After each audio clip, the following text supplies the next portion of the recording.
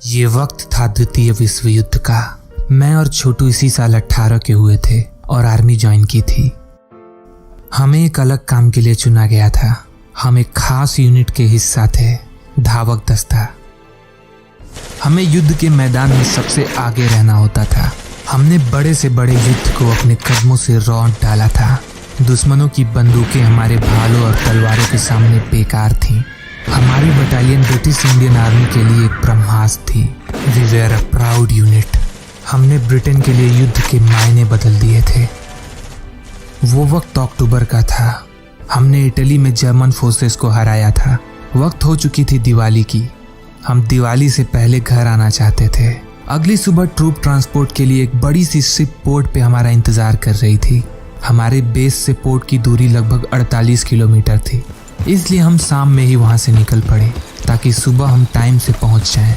हमें जंगल के बीचों बीच से जाना था। हमने अपने घोड़े निकाले और वहाँ से निकल पड़े। रास्ता काफ़ी सुनसान था। दूर दूर वहाँ जंगल ही जंगल था। चलते चलते शाम से कब रात हो गई हमें पता ही नहीं चला। घने जंगल में केवल हम दोनों वहाँ से गुजर रहे थे। चारों तरफ एकदम सन्नाटा और अंदर जंगल से जंगली जानवरों की कपा देने वाली आवाज़ें। वहाँ पर घोड़े से उतरना मानो मौत थी। हम तेजी से आगे बढ़ते रहे। आगे कुछ दूर पर हमने देखा कि कुछ लोग वहाँ आग जलाकर कैंप सेटअप किए थे। रात काफ़ी हो चुकी थी और आगे जंगल काफ़ी घना था। वहाँ जंगली जानवरों का काफ़ी डर था, इसलिए हमने सोचा कि हम यहीं इन लोगों के साथ कैंपिंग करके रात बिताएंगे और भोर होने पर यहाँ से निकलेंगे।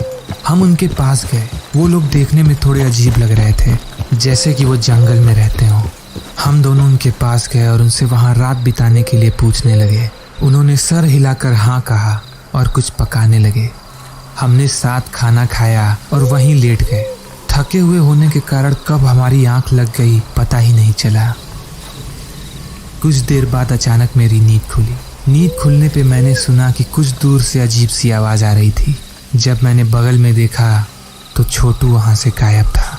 पहले तो मुझे लगा कि वो आसपास ही कहीं गया होगा, लेकिन उठकर देखने पे मैंने देखा कि वहाँ पर छोटू के साथ साथ वो बंजारे भी गायब थे और आग के ऊपर बर्तन में कुछ पक रहा था। चारों तरफ देखने पे जब वहाँ कोई न दिखा तो मैंने जिज्ञासावश बर्तन के ढक्कन को हटा कर देखा।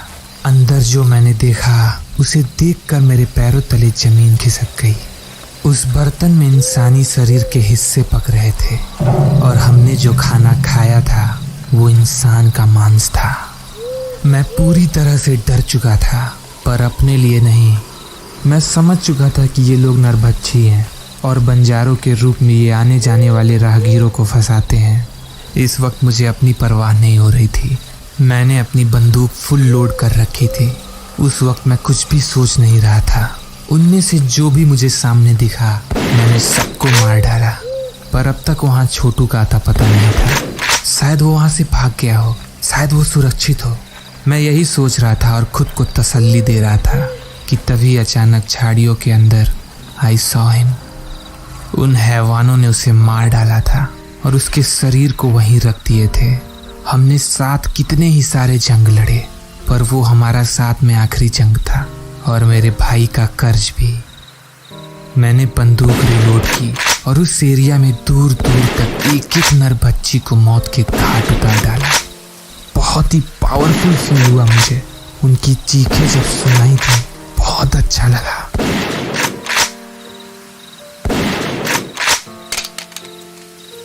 अब बारी थी बस एक आखिरी काम की। उस दिन के बाद मैं किसी और जंग में नहीं गया और वो मेरी आखिरी जंग थी। वो कभी भी बूढ़ा नहीं हुआ। And here I am still. जीवन मृत्यु कौन तय करता है ये सब? सदैव आजाद रहना छोटू। तो दोस्तों, उम्मीद करूंगा कि आपको ये वीडियो पसंद आई होगी। तो अगर आपको लगता है कि ये वीडियो एक लाइक डिजर्व करती है तो प्लीज़ लाइक करें और अपने दोस्तों के साथ शेयर करें। इससे मेरी बहुत हेल्प होती है। मैं ये स्टोरीज काफ़ी हिस्टोरिकल एक्यूरेसी के साथ बनाता हूँ और काफ़ी डिटेल्स डालता हूँ जो आपको कहीं और नहीं मिलेगा। So I will see you guys next week. तब तक के लिए bye bye and take care.